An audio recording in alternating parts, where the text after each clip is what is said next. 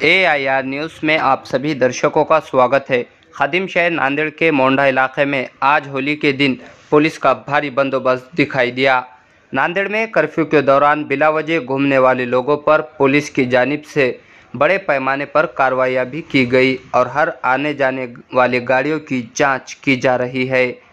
तकरीबन आज 10 गाड़ियों को पुलिस ने अपनी हिरासत में ले लिया और इन गाड़ियों पर कानूनी कार्रवाई की गई।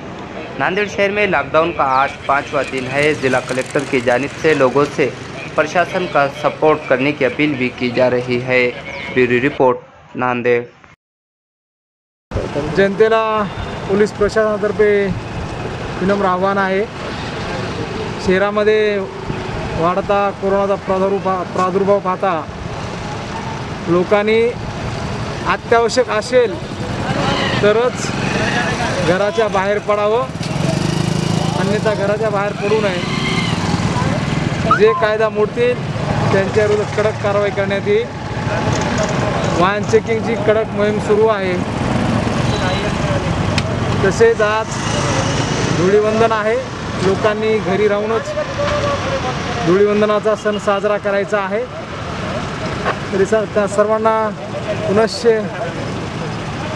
आव्हान आहे पोलीस खात्यातर्फे, कृपया कोणीही घराच्या बाहेर विनाकारण पडू नये। सोशल डिस्टन्सिंगचं पालन करावं, तोंडावरती मास्क बांधावा, आपल्या आणि इतरांच्या जीविताची काळजी घ्यावी अशी सर्वांना विनंती करतो। सर, आज कमीत कमी किती गाड्या पकडली? आज 8 ते 10 गाड्या डिटेन करण्यात आलेल्या आहेत। जे कोणी विनाकारण फिरत आहेत त्यांच्यावर पासून चौकशी सुरू आहे आणि चौकशीअंती त्यांच्यावर कारवाई करण्याची तजवीज ठेवलेली आहे।